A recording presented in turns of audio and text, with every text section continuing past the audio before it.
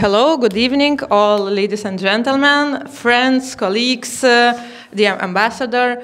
Thank you very much that you came here, joined us for this discussion. I hope we will have a nice talk about a very interesting book. Some of you already read it, some of you heard about it, some of you read some parts of it. So today with the authors and guests, we will try to dive a little bit deeper and to a little bit better know what is under this nice cover, which is unfortunately, or thank you in Danish language. So here in Lithuania, we still have a little bit a hard time to read Danish, so this is the point. My name is Giedrė Milerytė-Japertienė. I am a historian working here at the National Museum of Lithuania as a deputy for research and dissemination, and I will be moderating this discussion. I am sorry for my not fluent English language, but I hope we will manage to discuss among each other. If somebody would like to ask some questions in Lithuanian or Danish language or other language, probably we can do that. And if somebody would like to speak in other languages, not the English one, we welcome you as well to do that. So let me read, not to make some mistakes. And I would like to invite to open this event Her Excellency Grete Sillasen, Ambassador of the Kingdom of Denmark of Lithuania. So please, all floors is yours.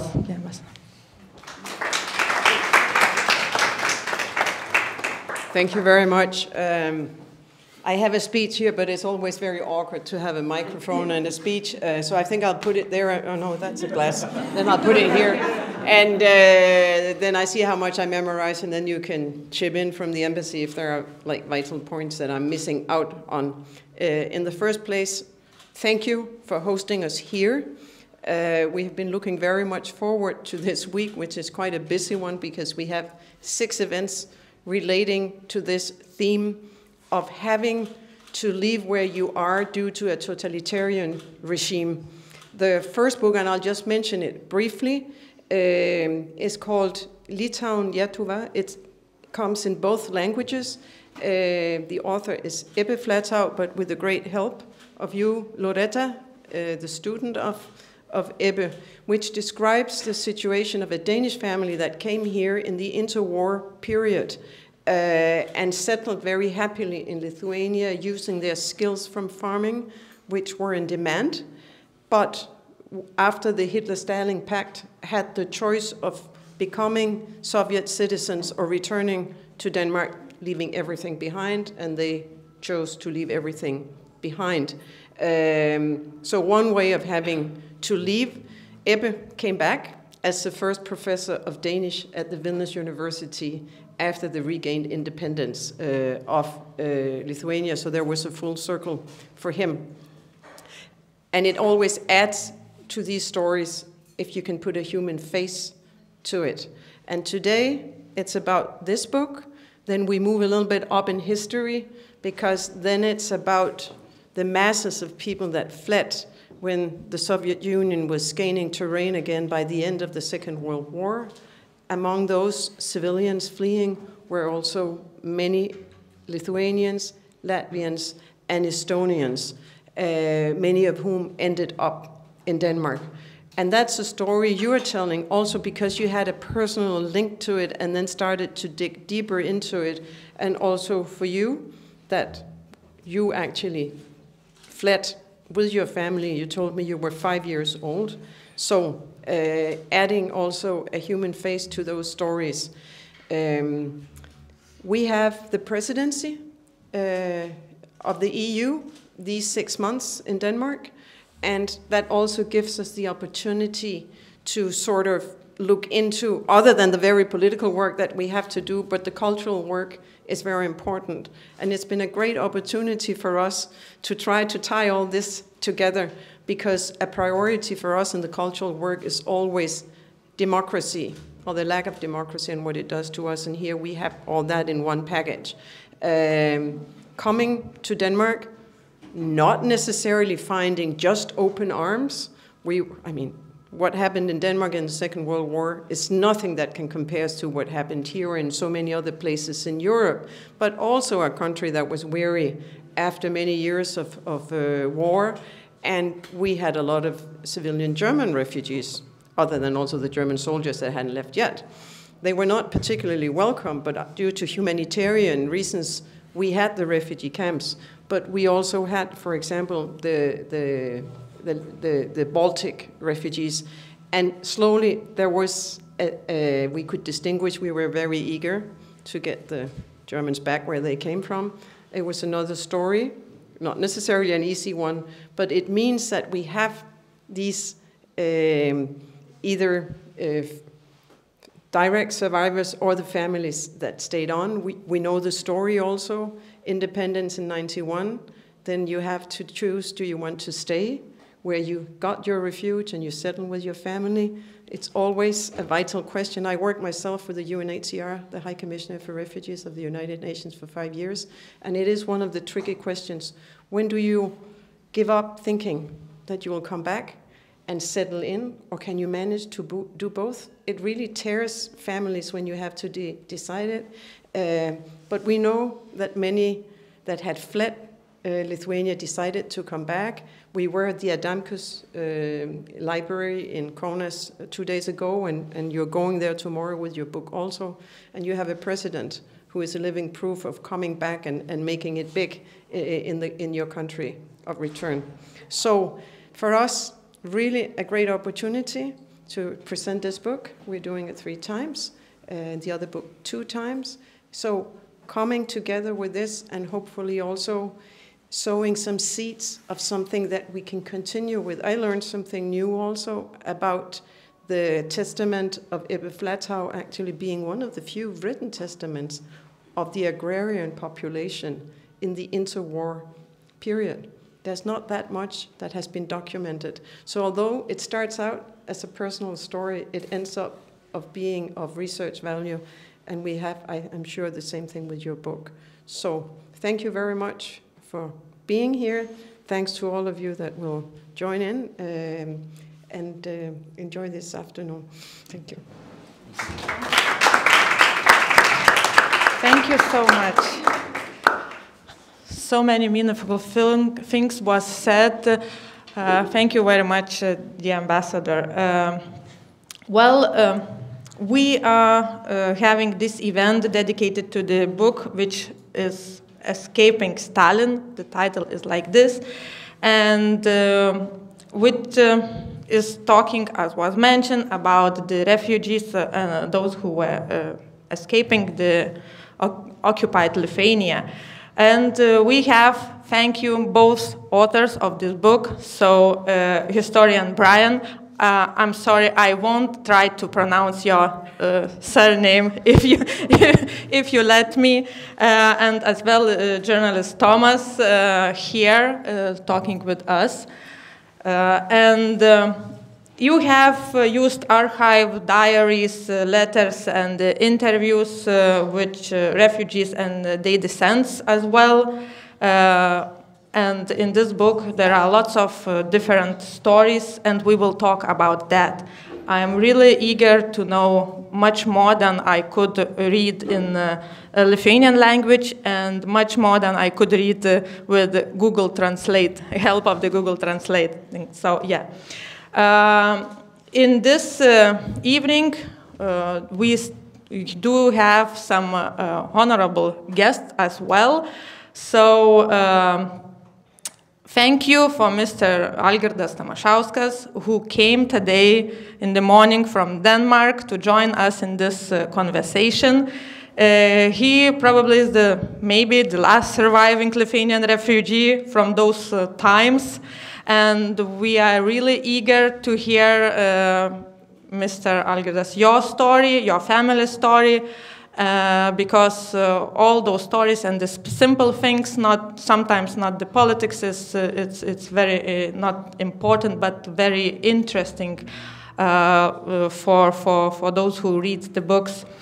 And we have as well my colleague and dear friend Dalia Cidzikaitė from the Martynas Mažvydas National Library of Lithuania, and as well the representative of Lithuanian Americans in Lithuania.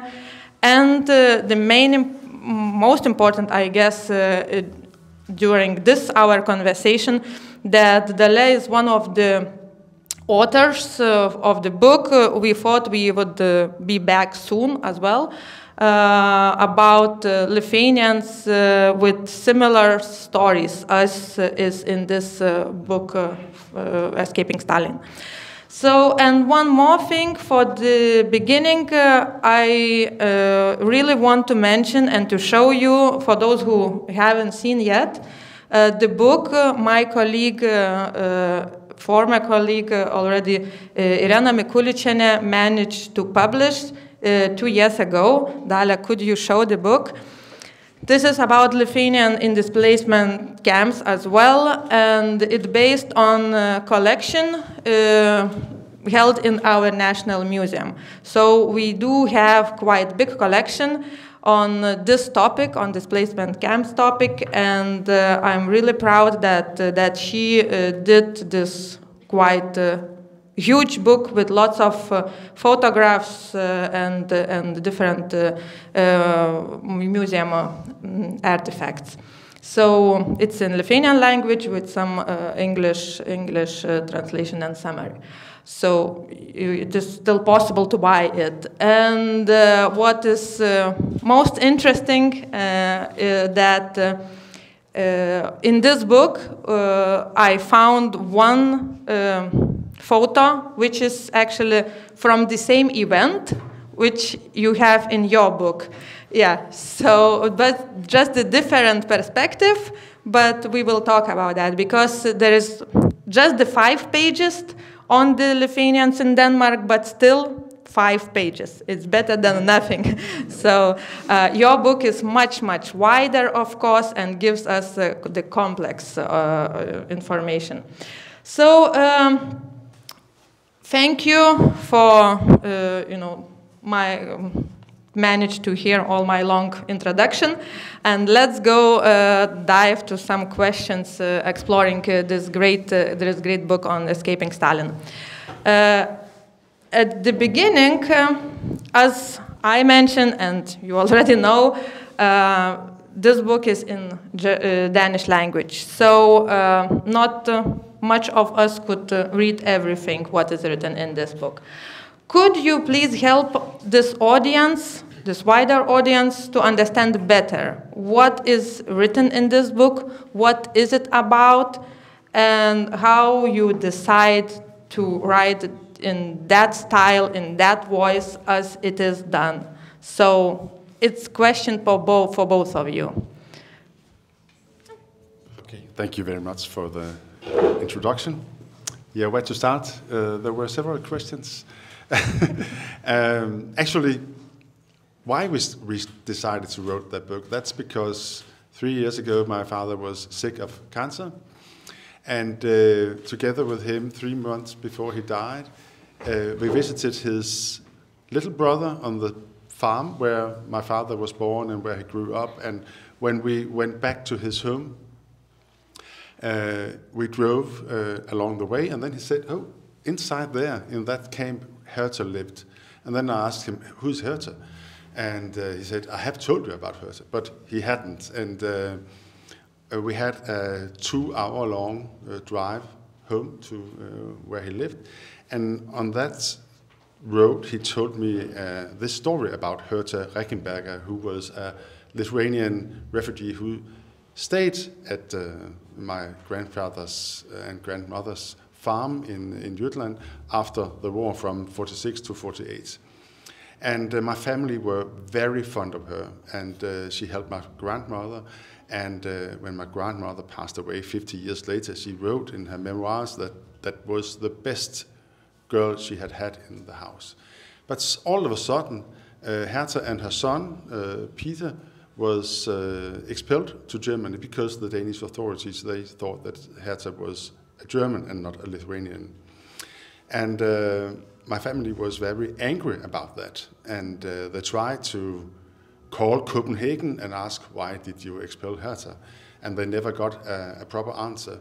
And still, my father, he was very angry at the age of 92 of what happened to Hertha. So when he passed away, I found lots of letters from Hertha to him and to my grandmother, and from my grandmother and my father to Hertha, because my grandfather translated the letters to Hertha because he was the only one in the family who spoke German. But then I wanted to dig much more deeper into that story, and then I asked on a local archive in Jutland if there was anyone who could help me with doing this. And then they said to me that there's only one, and he's called Brian. And that's actually not the case, because there are several other people in Denmark who know about this story as well. Dixie, he's part of the audience, is one of them, and he's an expert, I would say, on this topic as well.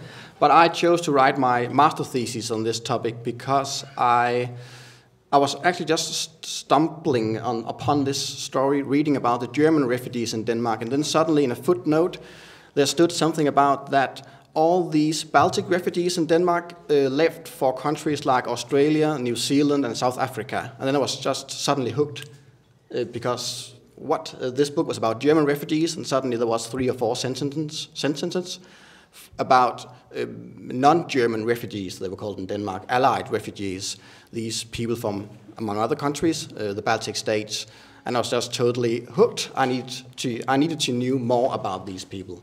And then I started to dig into this topic, and I visited the National Library and the National Archives and reached out for people like Dixie, for instance. That was later on, but he was a part of the community pretty fast in our research. And then I wrote my master's thesis in history about the Baltic refugees in Denmark, how they came to Denmark, how they were treated, how the Danish community received these refugees, how they perceived themselves as Baltic refugees. And it was also about what do you do as a receiving country when you have more than 200,000 German refugees and suddenly you have to take care of maybe 30,000, maybe 35,000 displaced persons as well. And my main focus, that was the beginning, that was the introduction more or less in my master's thesis, was about what then? What happened to all these Baltic refugees? And my main focus was then on the overseas migration beginning in 1947 to 1953, where the Danish states, helped by a lot of international institutions, managed to get rid of all these refugees. And that's actually the case, because the Danish foreign policy on refugee situation from day one was that these refugees should not stay in Denmark. And since they were not able to go home, we needed to find another place on the earth that we could call home for these people. And that was countries like New Zealand, Australia, South Africa, Argentina, and stuff like that. So I'm not sure I actually answered your question, but the first part. Yeah. Well, so if we are opening the book, what do we find? What is in that book? How you constructed? How you both decided what stories to put?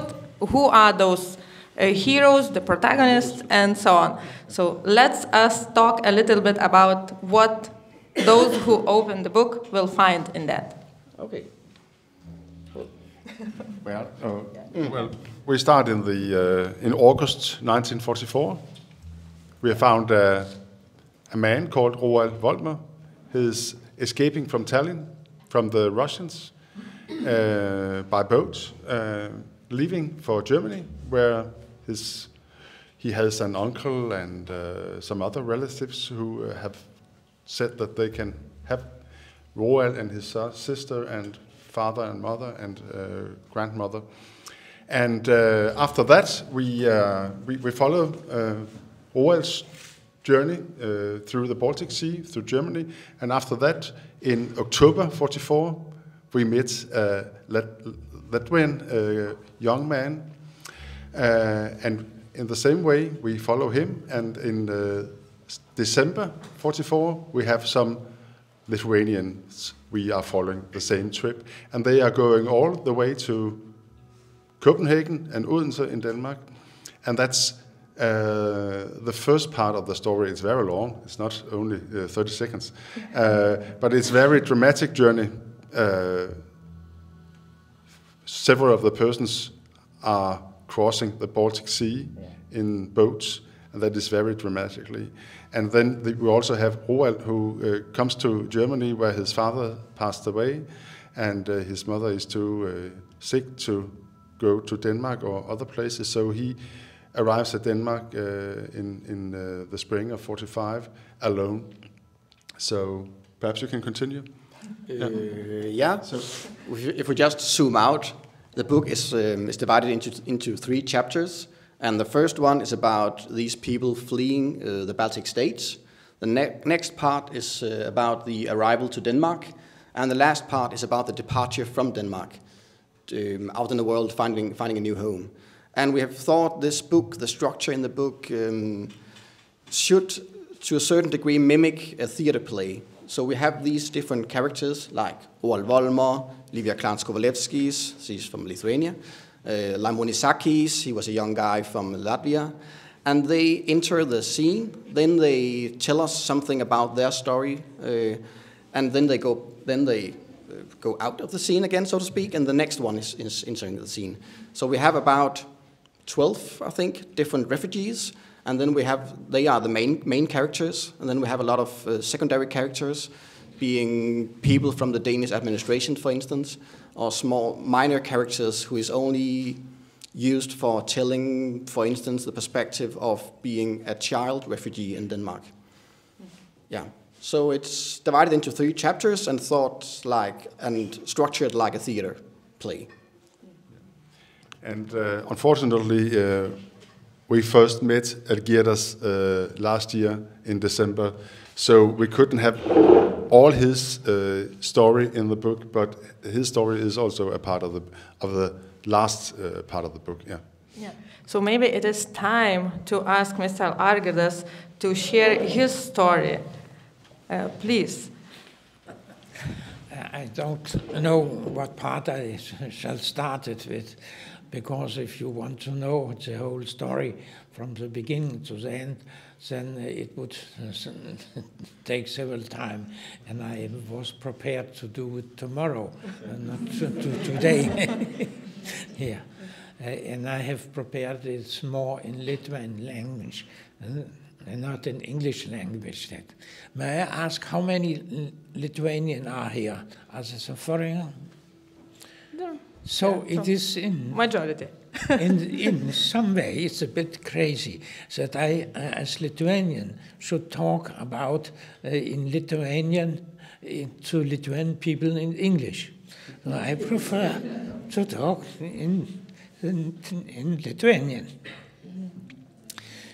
Jeigu visą dabar istoriją, kaip ir aš, vis tiek sutrumpysiu, ilgiau galima sakyti, bus jums nuobodu. Tenai paskutiniu laiku, tenai prie pabaigoj 44 metų, ten vasaros metu, pradžioj rudenį, tai frontas priėjo prie mūsų tenai rajonų. Aš esu gimęs Marijampolį, mano mama turėjo ūkį prie Marijampolės Balcopio kaime.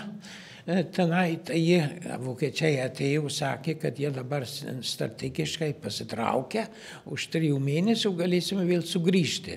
Tai mano mama paėmė tenai vežimą su preseniku, su 2 arklėm, sukrojo tenai patalynę, drabužių, maistų, taip, ir tada mes važiavome.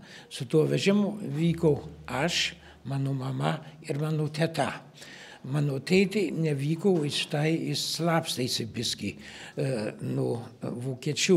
Už tai tuom syk vokiečiai imdavo visus vyrus darbo pagelbinimo tenai vokiečių kariuomenį. Tai mes važiuodom dienos metu, o jis naktį su dviračiu sekdavo mus. Tai taip mes per Lietuvą pervažiavom ir į Prūsiją nuvažiavome ir netoli Danciko. Tada frontas beveik mus pavijo. Tai kareiviai jau lipo į tvirtovės tenai, tai mus išvarė vienoj pusėj fronto, o anoj pusėj fronto liko mano tėtė. Tai mes nuvažiavome į Danciko uostą, o mano tėtė su dviračiu grįžo atgal į Lietuvą. Tenai.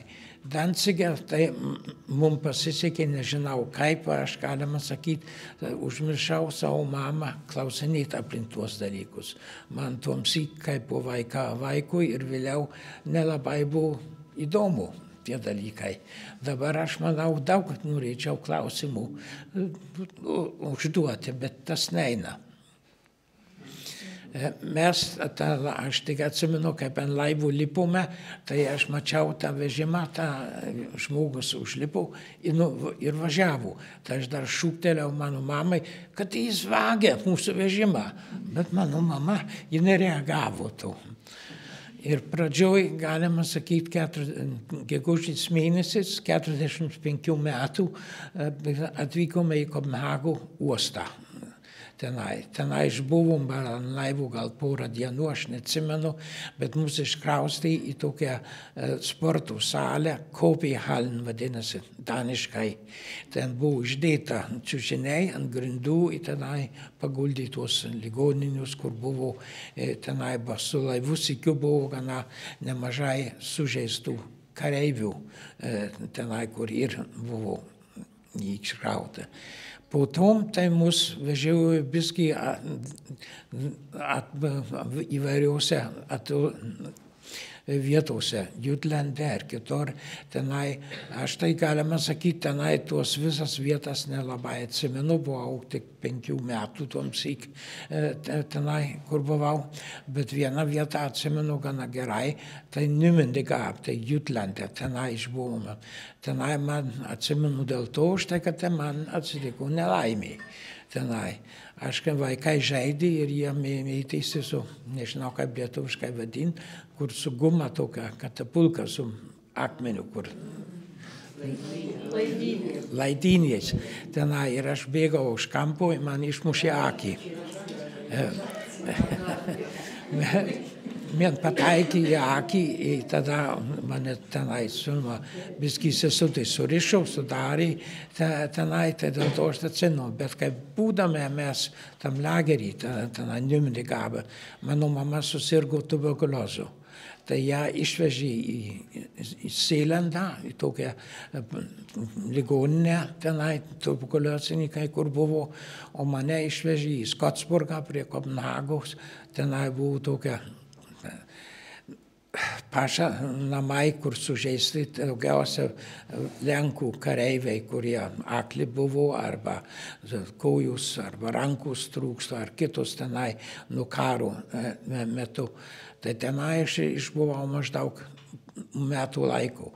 Buvau 6 metų tuomsyk ir galima sakyti, aš nei daniškai kalbėjau, nei lenkiškai kalbėjau. Tai buvo biskį sunkesnis laikas tuomsyk. Mane nuvežė iš tos ligoninės į Danų ligoninę, Rikshospitalet, tai yra valstybės ligoninė, bet jie pasižiūrėjo ir nieko negalėjau padaryti. Aš vėliau sužinojau, kad jeigu akį uždengta, man nusidarė tokia pleivė ant kairės akies, tenai, jeigu šviesos neįeina, tada nervai, kaip sakant, numiršta. Tai aš, galima sakyti, po to tik matau šviesų, tamsų su kairę akį. Iš Skotsburgo tai mus tada nuvežė po cirka metų laiko į Tistetą. Tystete buvo mano teta, mano mama tuomsyk dar vis buvo ligoniniai tenai yra, tai aš sykiu su mano teta tenai gyvenau. Ten išgyvenome kokius 4-5 metus ir galima sakyti, mane vis Danai klausia, kaip tenai tau buvo. Kaip vaikas esi, tai ne taip sureaguoja kaip suaugęs žmogus. Tu ten vaikų buvo, ten buvo mokykla, ten buvo žmonių, žaisti, visi vienodi. Tenai skirtumų nebuvo. Tas lageris buvo užtvertas su kliuotom vielom, tenai išeiti negalima buvo, tik su leidimu galima buvo išeiti. Tai iš tikrųjų tenai aš, jeigu dabar atsimenu, neblogas laikas buvo. Tenai tuo laiku negaliu taip. Žinoma, jeigu aš dabar būtumėt klausę mano mamą, tai gal kitą istoriją pasakytų. Mano mama buvo gerai išsilavinus, jie valdė ūkį, buvo gana daug žmonių tenai yra. Mano tėtė buvo inžinierius, turėjo įstaigą Marijampolėj tenai ir mano tėvuko brolis buvo ambasadoris Anglijoje, Lietuvos ambasadoris.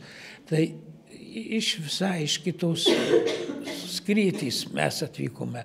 O Danijoje jie vėliau, galima sakyti, lageriuose dirbti negalima buvo, bet vėliau, kai galima buvo dirbti, išeiti, tada jie mokytis daniškai mokėjo, tai liko fabriko darbininkai. Ir tas jai nelabai, galima sakyti, gyvenimas tuomsyk liko tenai.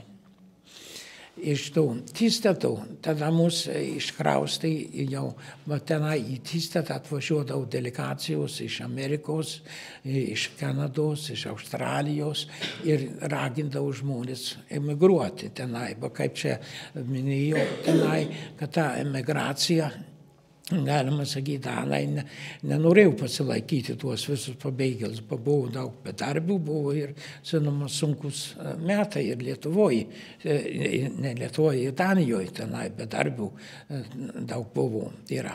Tai mano teta susirado per Raudoną kryžių savo sūnų, kur buvo išbėgęs į Vokietiją.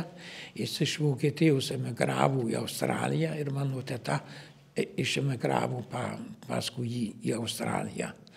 O mano mama tuomsyk tenai atvežė ją ir į Tystetą, prie ligoninės, prie tų lagerių buvo tokia ligoninė, kur galima buvo, tas lageris buvo visai prie jūros, tenai per jūrą eiti ir nuaklikti. Tai aš galėdavau po mokyklos nueiti pagal jūrą pas savo mamą tenai. Iš tom lagerių mus iškraustė į Pragsboulevardą Kopenhagą. Tenai jau nedaug buvo, iš Tystetų labai daug žmonių emigravo, jau neliko daug. Tai kas liko, tai galima sakyti, kad negalėjo išvažiuoti. Mes turėjome leidimą važiuoti į Ameriką, bet kadangi mano mama susirgo tuberkuliozu, tada buvo uždaryta, vizus negavo dėl to. Tai Pragsboulevardą, kur buvome, ten tai mokyklos jau lietuviškos nebuvo. Tenai, tai mane nusiuntė į vokiečių mokyklą vidury Kopenhagę. Tenai, dėl to už tai aš biskį vokiškai mokėjau. Tenai buvau, bet kol mes ten toj stovykloje buvom Pragsboulevardą, mano mama vėl susirgo, tai mane nuvežė į Nykøbing Falsterį, kur buvo tenai mokykla ir miegojimas, viskas tenai katalikų vienuoliais tvarkė.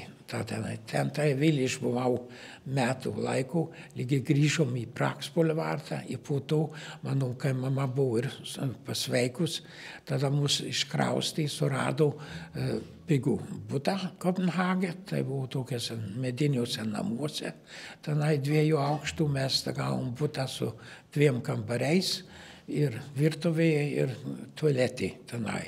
Apšildymas buvo vienam kambarį su pečiu, o kitas dalies butas neapšildytas. Čia, kaip galima sakyti, pirmas syk, kaip jau į St. Petri mokyklą aš atėjau. Tai buvo privati mokykla. Tenai susidūriau su jau kitą slėksnių danų. Tenai buvo ir danų, bet daugiausia buvo ir vokiečių, kur galima sakyti, diplomatų vaikai buvo. Buvo direktorių vaikai iš vokiškų dukterinių įmonių tenai, bet su tais, aš galima sakyti, ryšių beveik neturėjau. Bet ten, kur mes gyvenome, ten antram bute, tenai buvo apgyventi darbininkai, yra. Ir senukai, kur buvo pašalpas gavo, ir invalidai, kur pašalpas gavo, tai ta ekonomiška tenai nedaug kas skyrėsi. Tai tenai aš turėjau, galima sakyti, susipažįstamų su draugais tenai. Ir ten būdamas gana greit aš tenai radau vieną kitą kokį darbuką, tenai krautuvininkai tomsyk vežiodavo prekes savo kupčiam. Tenai, tai likusi, tai gavau galimybę ten, kai buvau kokį 11 metų, 12 metų, tai išvežti prekes ir galėdavau užsidirbti kišenpinigių tenai. Aš St. Petri mokykloje buvau lygiai 9 klasės, tada išėjau, po tai aš stojau į studentų egzaminus kursus tenai, tai 60 metais išlaikiau studentų egzaminus ir po tai aš buvau universitete. Galima sakyti, dabar aš ne visą istoriją, gal biskį tenai per ilgai bus, bet trumpai yra, man galima sakyti, sekėsi gana gerai. Aš radau mokymą, kad galėjau pirmą ekonomišką apskaitos ir ekonomišką universitetą užbaigti kandidatų laipsnį, po tai audito buvo laipsnis išlaikiau ir 71 metais aš gavau danų licenciją, kaip auditas licentuoti ir po 3-4 metų aš įsikūriau savo įmonę, tenai auditavau ir galima sakyti, man tai gyvenimas Danijoje nėra taip prastas buvęs tenai.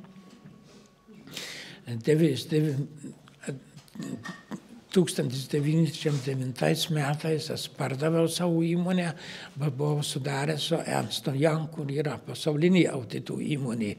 Tenai jie norėjo padaryti skyrių, kaip sakant, čia Lietuvoje. Tai mane priėmė ir aš čia tada Lietuvoje buvau Kaune nuo vasaros 99 metų lygiai pabaigoje 2002 metų.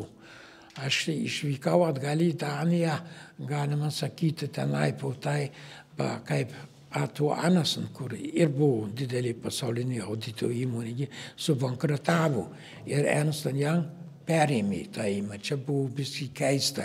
Mes buvom 25 žmonės, o Arthur Andersen buvo 120 žmonių. Bet vis tiek mes perėmėm. Ir jie norėjo, kadangi Arthur Andersen turėjo nupirkę didelį namą Kaune, norėjo, kad aš persikrausiau į Vilnių. Bet kadangi mano kontraktas tik mane rišo 2 metus, tai aš atsisakiau ir grįžau į Daniją. Po to aš dar važinėjau gana daug Lietuvoje už tai, kad dalį tų įmonių, kur aš auditavau, jie buvo nepatenkinti, kad aš išvykau iš Lietuvos. Tai aš ten atvažiuodavau, kas 2 mėnesį būdavau po savaitę po 2. Tai čia mano istorija. Labai dėkoju. Thank you so much.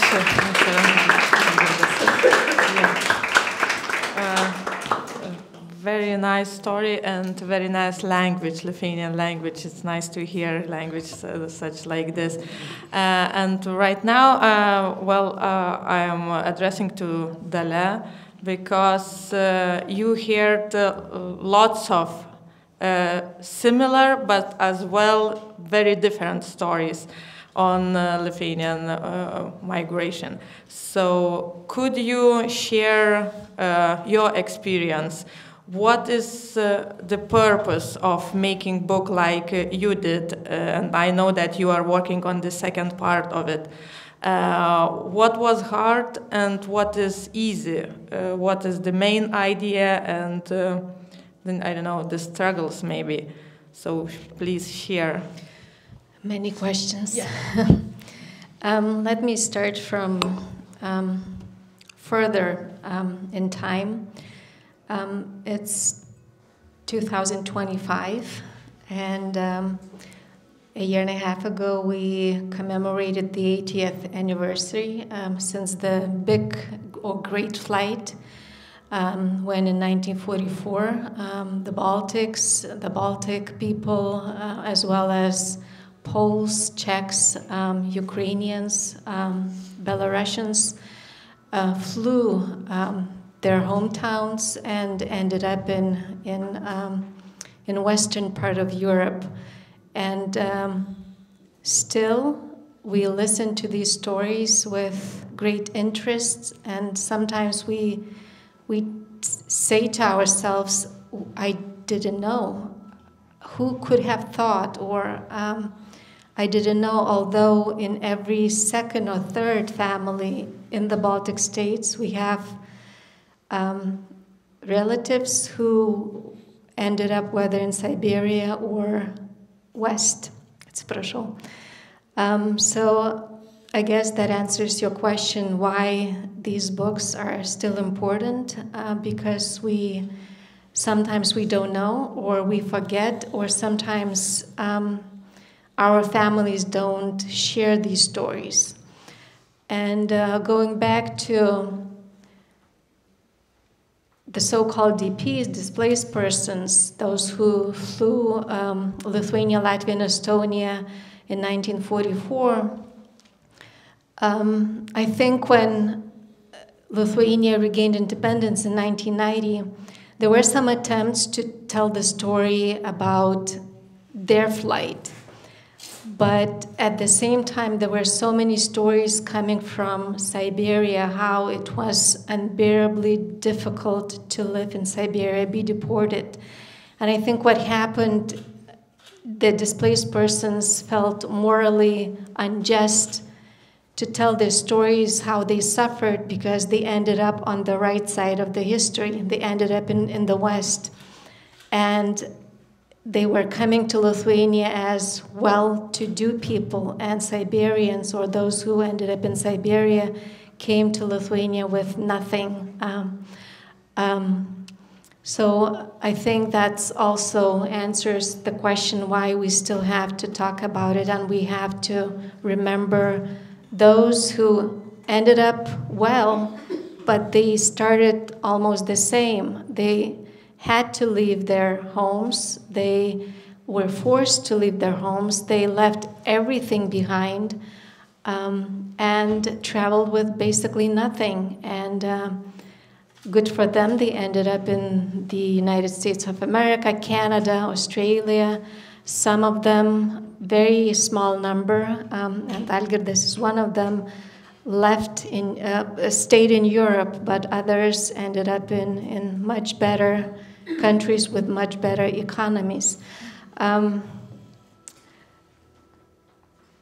answer your question, what's difficult and what's easy, there's nothing easy about these projects, because you have to deal with painful stories. All stories that I heard, that I recorded, are painful. Sometimes it's like Algirdas' story, where the family was separated and some left behind in Lithuania. Others died on their way to safety. The others traveled alone. In our book, there's a young girl. She was in her late teens. She traveled with her older sister because she couldn't come back home. She had to flee, and she saw her parents only sometime in the 80s, and I think she didn't see her father. She saw only her mother. So all those stories are painful to tell. They're painful to listen to. And the other, I think, difficult decision to make is that you decided to write a story. You decided to choose a genre of some kind and write a story about all those people you interviewed or you learned about. We decided that we want our people, our interviewees, to leave that unique voice, and we chose the oral history genre. So our book are conversations with those people. And the most difficult part was some conversations lasted for almost 2, 3, 4, 5 hours. So our decision was what to leave and what to not to leave, what to get rid of. Good thing is that all those interviews, they're audio recordings, so you can actually find them at the National Library of Lithuania, at the Lithuanian Central State Archives, and listen to those entire stories. So maybe that's enough for now. Thank you. Well, let's talk a little bit about how you found those stories. I know I heard about the first one. I know some story about the second one because I see Professor Danutė. She came from Klaipėda, so I know that she helped you to share one story. I know maybe Danutė, you could tell a little bit. Maybe Thomas will be first. Okay, I will. I will continue. Okay, definitely. So how you found the rest and how you decide? Maybe you have more and you didn't include everything, or what's the case? Yeah. Okay. Old legs. Yeah. I think in sociology you would call it the snowball effect. When you just talk with one refugee, like Algirdas or Livia Kranz-Kovalevsky, the old Lithuanian refugee in Denmark, then they know somebody. And suddenly, because they are so fond of us, because we're writing their story, and because we pretty quickly became a part of this Lithuanian community in Denmark as well, invited by the Lithuanian embassy and by people like Dixie as well. It was not that difficult actually to find interview persons. The most difficult part was actually to find a living Estonian refugee. We found quite a few Lithuanians and Latvian people. And some of them we found more or less backwards. We found the archival material. Some of it we found in Argentina, for instance.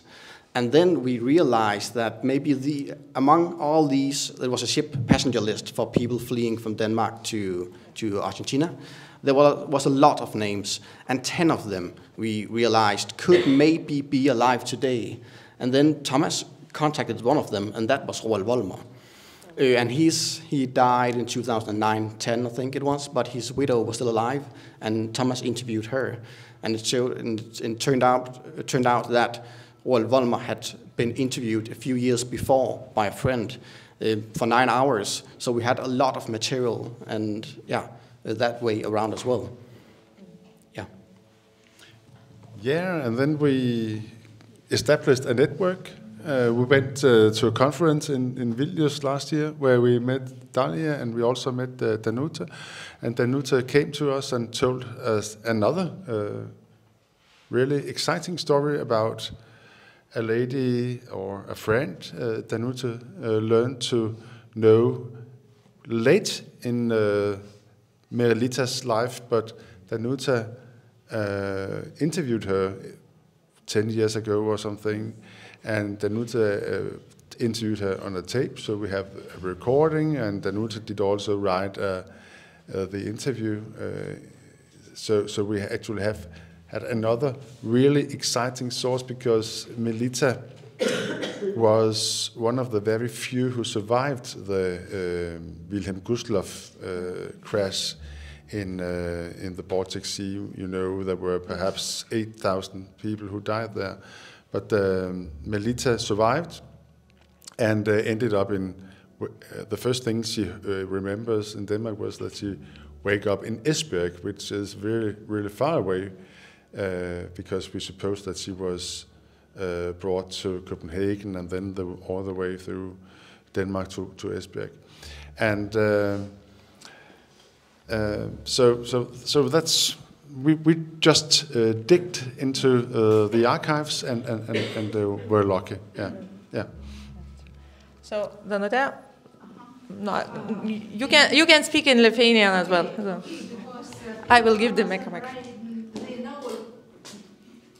They know this story, and I will say only a few words in English, that Melita was as my friend, a very good friend. And I met her in 1991 in Chicago, and he was very special. Her name is not sound as Lithuanian, and maybe somebody who can read this book, they think that maybe it was German girl or something else, but she was pure Lithuanian girl, a later woman, and she was very heartful. And each time when I was in Chicago, she all time told me these stories about refugees camps in Denmark. And the last time I decided to do recordings, yes. And each evening at her home, she told me these stories, and I asked her from her childhood, when she was a very small girl, because maybe nobody knows that she was deported from Lithuania in the beginning of the war. It was 1940, and Bolsheviks did agreement with Nazis that people who were living near Nemunas, near border, they have to go to Germany and to help to fight, to work. And she was 5 years old when she left Lithuania. And later, when Russians were going inside of Germany, the Nazis said that it is your problem. You have to save yourself as you want, as you have possibilities. And she with mother came to Gdynia or Dancing, yes. And then by ship, Wilhelm Gustloff, they decided to go to other part of Germany. But this disaster happens in the middle of the Baltic Sea, in the territory of Denmark. And so they did not plan to go to Denmark. And it happened that she woke up in the hospital in Denmark, and then she started to study Danish language. And she wanted very much to stay in Denmark, but her father, Lithuanian farmer, he was forced to work for Germans. And he served as medical person in German's army, and therefore Denmark government said no. You was fighting against Denmark, therefore you can join with your daughter and wife, and you have to go out from Denmark. And this story was for me very, very exciting. And I have her voice, and Thomas asked me very carefully to send each part of her story, and I had to translate to Lithuanian. Then from Lithuanian he translated to English, and then from English that story was included in this book. And that story of Melita forced me to study a lot of documents about refugees in Denmark. So I have at home a lot of documents from Chicago and all the list of Lithuanians in Denmark. And I knew that in 1945 there were almost 3,000, 2,875 or 4 Lithuanians. And for me it was a very interesting fact that the last refugee to Denmark came in 1949. Can you imagine? By very simple boat from Poland.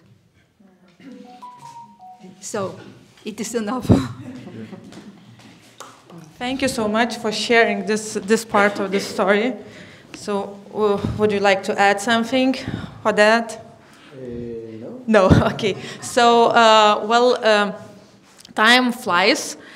Maybe the audience has some questions or remarks, or somebody wants to ask or to tell something. Yes, please. Just one small question to Algirdas. And your father, what happened with your father? He went back in Kaunas. He went back to Kaunas, and he was engineering, and he was employed in Kaunas building department. And he lived to the pension time, and as he was going in the pension, he asked to come to Denmark, and he had permission to come 3 months to visit us. What year was it? What year? It's I didn't 72 or 73. He was get permission to get. I have to, of course, send documents and some papers that I will take all the cost of it in Denmark. But when he went in Denmark, he said, "I will not be in Denmark on your behalf, because it cost money, and my mother was working in the factory, and I was part in the education in this time. So I have all my friends in Lithuania," and he went back again after 3 months. So family split itself? The family splits. And but somehow he had 2 years after he had visited me, he died in Kaunas. Maybe yeah. I wanted to ask authors of the book, did you meet in the archival documents name of Martynas Brakas? Yeah. Oh, yeah? Okay. We did, but we did not write much about him. But I know that Dixie knows a lot about him. Yes. Yeah. But we are thinking about doing a volume 2 and probably a volume 3. So maybe yeah. So maybe someday we will write about Brakas. We should have included him in the book. We must do a special article or book about Martynas. His wife was Danish woman, do you know? Yeah, we actually know pretty much about this guy, but we did not include him in the book, and that was maybe a failure. And do you know that about 60 girls, Lithuanian, had Danish husbands? Yeah. Yes. Yeah. Really? Yeah. One of the Danish husbands is Dixie. Right there. Yeah. But no, not that. Maybe you could share some. I know. But it's just a fun fact from our research. When we tried to find some documents in the Chicago archive, and it was very difficult, and there are not so many people working there, so it was hard for them to help us. So I asked them for 10 different documents. And in one of these documents, there was another file, and I showed that file to Dixie, and Dixie had been into contact with that archive earlier, and I think that when I showed that to Dixie, it showed up for him that this was the document that he had been searching for several years. And that was about, actually, perhaps a very important knowledge about Bragas. Perhaps it was his memoir or something like that. Yeah. Yeah. Wow. Would you keen to share something? Yeah. Oh yeah. I see you. I noted that. Well, to start with the start. There's this Lithuanian historian, Kęstutis Šalavėjus, who's written an article about refugees, Lithuanian refugees in Denmark. And in his article, he mentions the memoirs of Martynas Bragas. I was in contact with him, but he didn't possess these memoirs. So I contacted the archive where he said it was, and the answer was, oh, we can't find it, it's not there. And then later on, a few years later, I asked the same question. And no, that's like 20 years ago. And they said, no, we can't find it, we don't know what it is. But then, as Thomas said, they contacted the archives in Chicago and sent, 10 pages for you. And among them, there was the front page of Martynas Bragas' memoirs, which I have transcribed. And the intention is to translate it to Danish, and maybe it could be a Danish-Lithuanian publication, I don't know. Something like that. So they are written in Lithuanian, those memoirs? No, they're in Chicago. Yeah, no, it's in Lithuanian language. They are in Chicago? Yeah, they are. I have them. All big books about Denmark. Yeah. That's probably where it is. The only problem is there's another Danish guy who has it as well. Thank you. Maybe I should also mention that there are two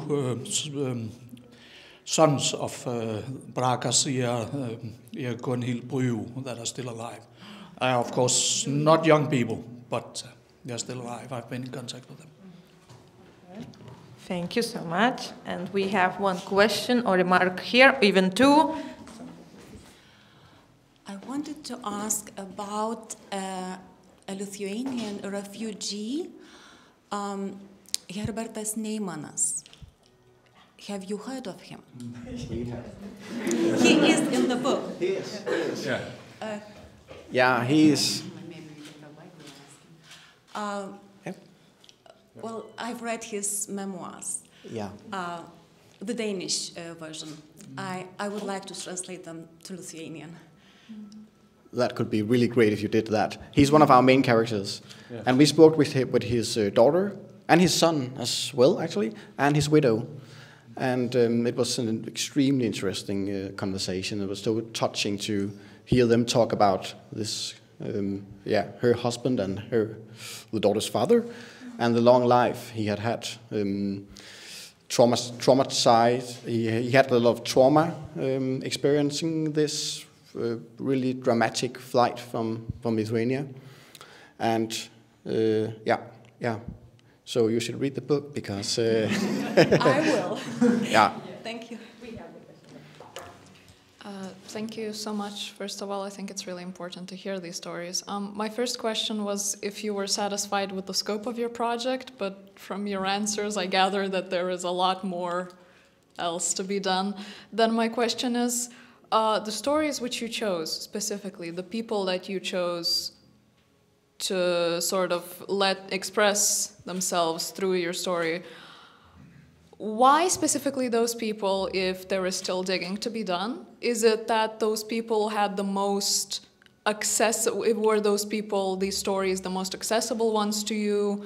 Was it by chance sort of that with the snowballing effect you kept coming to these people, or was there a different criteria? Yeah. That's a really good question. I think it was a combination of accessibility and how dramatic their story was as well. We needed to think about the audience as well. And a lot of these people talked about the flight, but not all of them talked about the flight in a way that would be good in a book to retell. And some of them had a lot of words about the flight, the flight, and some of them had more or less no words. So we tried to find these people who could illuminate different parts of this book and then use them where we think or thought it would make the most sense. Yeah, and it's not only about drama, it's also because it's also a matter of how much can we trust the stories. And for example, Herbert Neimanas, he wrote a book about his flight. That book is perhaps 20 years old now. And we wrote it, and when we read that 20 years later, it was important for us to test it, to fact check. And for example, there was in the book, and his family in Denmark is called Neimanas, but actually, when they came to Denmark, their name was Neumann. And that was new to his family. That was something that we found out. And it was something that he didn't tell his wife until she found out by herself after they had been married for perhaps 30 years. They went to visit some family in Germany, and then she said, "Hey, they're called Neumann. Why are you called Neimanas?" And then he told that he felt that it would be easy for him to handle in Denmark by calling himself Neimanas, which is a Lithuanian name, instead of Neumann. And we think that he was a very well-known Dane, Herbert Neimanas, in certain circles. And it's a very important part of the family history that they were Lithuanians. So it was a tough cookie for the family, for the sisters, for his daughters and his son, to realize that we would write it in the book that he had been telling another story about his name. But may I ask? Yeah. Mm-hmm. May I ask? Was his nationality not Lithuanian, or was just the name that was German? We think that he was definitely born in Lithuania, but perhaps his grandmother came from Germany. There were lots of activities between the mid-Germany and Lithuania around the 1900th century or something. Yeah. So I think that he was definitely a Lithuanian. Yeah. And Algirdas, you also knew Herbert? Yes, I think it was a problem in Denmark. There was different camps. It was a camp for the Baltic people and it was a camp for the German people. And they was treated very different. The Baltic people had, a normal life, but the German people had not so good treated in it. And many of these people who come from Klaipėda, they was, of course, mixed a lot of German who in this region. They everybody wanted to come to the Baltic camps, not to the German camps.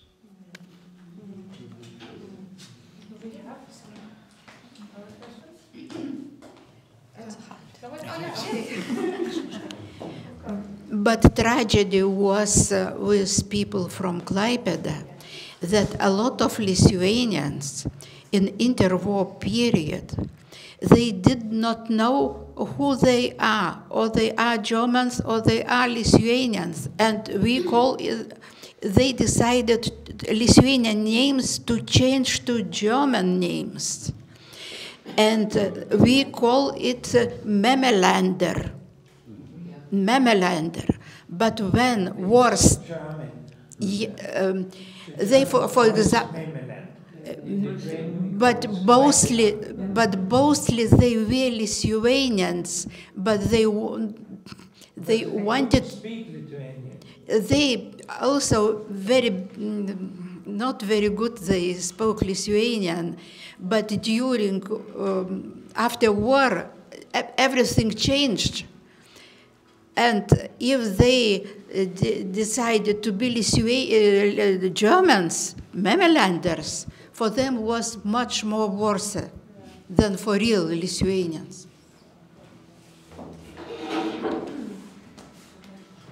Well, thank you so much. Dalia, you want to say something? I just remembered I interviewed Ina Brey, and I think Danute knows her very well. She flew from Giruliai, that's part of Palanga. So she had a difficult time in the US because by Lithuanian she was thought of a German. And she couldn't prove that she's a Lithuanian. So when I interviewed her, almost every time at the end of her story, she would say, but I'm a Lithuanian. I really wanted to be a Lithuanian. So that underlying story is part of her tragic, dramatic story, I guess. But she was Lithuanian. Her father was from another part of Lithuania, from Ukmergė. I know, but they flew from Giruliai, and that's why. So really lots of tragic stories in one way or another as we hear, and it's so nice to know and to see how involved you are. This book is about memory, about history, memory, about occupation, and about democracy as well, as I see it. So could you a little bit tell us about who was, maybe it changed, maybe it stayed the same, was your target audience for whom you were writing this book? And I see how it's important right now to read once again stories like this, but maybe you could a little bit talk about this side. Yeah. When we wrote this book, I was actually pretty surprised and struck by the similarities with between being a refugee in 1945 and in 2025. I have a background, I'm an historian, but I also have a background in global refugee studies. So I have done a lot of field research in refugee camps in Syria and in Lebanon, and among migrants and migrant societies in the Philippines, in India and Bulgaria, and the Sahara Desert as well. And I was extremely surprised and struck by all these similarities. Being a refugee in 1945 and in 2025 is history does not repeat itself. I don't think that, like as an historian, but there are so many similarities, there's so many patterns, there's so many things that are more or less the same. It's a question about identity. We just saw this in the discussion about, are you a German, Lithuanian, or one from Memeland? Where is home? What does it mean to belong? And belong to what? What is a nationality? And what about borders and borders that are shifting all the time? And how much agency do you have as a refugee? A lot of these refugees, the Baltic refugees especially, became small pawns in the geopolitical afterplay in the Cold War, but at the same time they had a lot of agency as individuals as well. They could change their identity. They could forget that their name was actually Neumann, and then when they arrived to Denmark, it was Neumannas. Or they could, it was a matter of survival, also mentally. And remember this story as well. It was extremely important for them to keep their culture intact.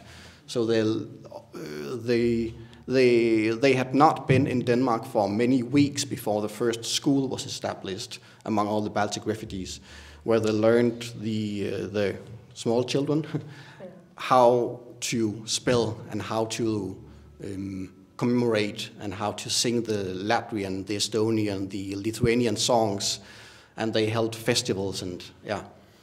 So it is about remembrance, I think, as well. It's extremely important right now as well. We see what Putin is doing, but also all over the world we have a lot of displaced people all over the world. Displaced because of hunger, they are devastated, their future is in ruins. We see it as well with the climate that is changing, and people have to flee because there's hunger in the home. Yeah. So that was a long answer. Thank you. And you also asked for the target. Audience. Yeah. Yeah, it's difficult. Yeah.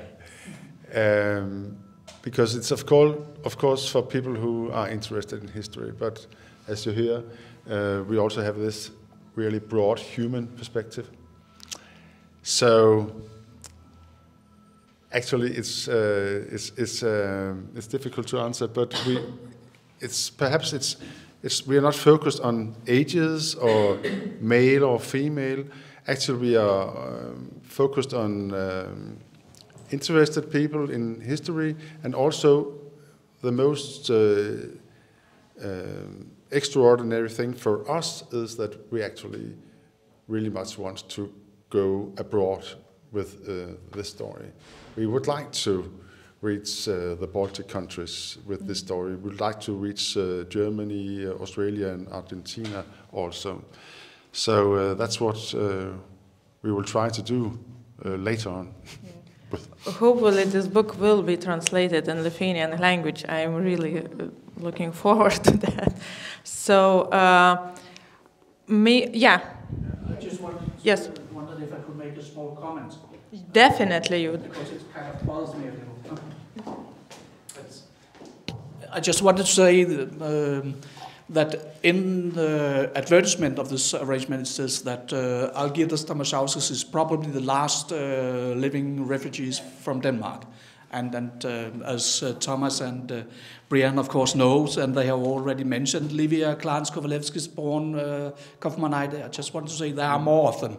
Yeah. And probably also in Venezuela and in Canada, as far as I know. So just I wanted to stress this. Thank you. It's really very important not to forget, while remembering, not to forget others. Yeah, that's true.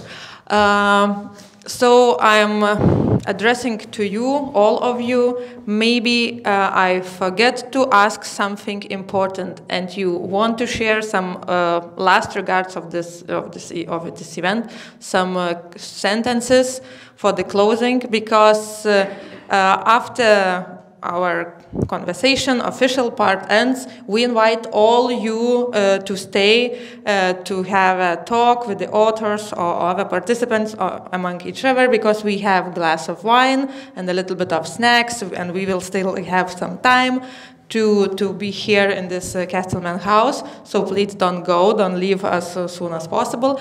But still, before that, maybe you would like to close with some sentences. What you would like? Somehow I go back to 2 summers ago when you jumped the train of the conference at the very last minute, and I'm so happy that you did, because both of you came and we met you, we heard about your upcoming book. Somehow I think you were not so sure the book is really gonna come into existence, but it did, and I'm very glad that you did write this book, because in our book that Giedrė mentioned, we do not have a story of a Lithuanian DP who ended up in Denmark. So it's really a very nice addition to what we already have in Lithuania, and hopefully it will be translated. I read certain excerpts in Lithuanian, so I know that it's an ongoing project, and hopefully it will be sometime in the libraries, in the bookstores, and we'll be able to read it. No, you don't need it. So. Do you have something you'd like to? No, I think we are very happy. Yeah, thank you. Okay. So, well, thank you very much. I'm really glad that we could have this event here in National Museum of Lithuania, because, as I mentioned in the beginning, we do have the quite big collection, about 40,000 items connected with the Lithuanian migration history, as I said, the Denmark history of Lithuanians in Denmark, is a small part, but still we have something, and we share if we know that somebody is interested in. So please, if you see that you need something, connect with us. And I know that we have a little last remark from Annie. Yeah. Thank you. My name is Anna Enemark. I'm director of the Danish Cultural Institute in the Baltic states. We have an office in Riga, but we cover as well Lithuania and Estonia. And I think that this event really, especially Dalia, what you said here in the end, shows the value of what we can do in the Danish Cultural Institute, because actually we gave, it was before my time, but a micro grant so you could participate in that conference. And then it was also the snowball rolling. And I can see now that cultural exchange, it's not only about the big concert and arranging that and fundraising, it's also about the professional networks and the exchange and the personal networks as well. And it develops both the work being done here and the work being done in Denmark. And then it's also, I think, very fascinating that these stories resonate both in the home countries, you could say in Lithuania, but also as well in Denmark, because this is a story which is not well known in Denmark. And I'm really looking forward to the continued cooperation, and I can say that when I came here and together with the ambassador, we went to visit different cultural institutions here, and we were extremely overwhelmed because we thought that we came with this project, and then everybody just said, yes, of course, we want to host you. So thank you so much for that. And of course also thanks to the authors that you came here and will share the stories with us. And we are of course also really happy, Algirdas, that you said yes to participate in this. And also huge thanks to the Danish Embassy in Lithuania. You have been very enthusiastic about this project from the beginning, and this was our first cooperation, and it will not be the last, I think I can say. Yeah. So, and thank you to the moderator and to Dalia. We are really happy to have you, and even though the National Library, we couldn't make it this year, you still show up, and that's really nice that even though it's not your institution hosting, you make your knowledge available. That's really valuable. So, and Linnea, this is our intern from Danish Cultural Institute who made all the practical arrangements, and you also have a... Yes. Yes? Maybe you want to gift?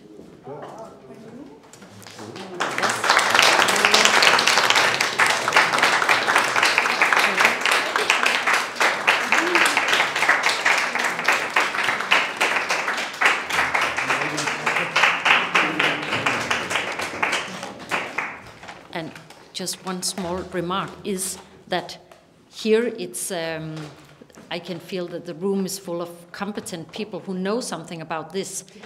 And for instance, Brian, he was invited by Danish Cultural Institute in Moldova, and there was 100 university students, and they were extremely interested in the method. That, yeah, so this you could say book and the historical research, it has many layers and so much to be explored in different levels. Thank you. Thank you so much once again for all of you here, and authors, thanks for coming. So that's it. Please join. Bye.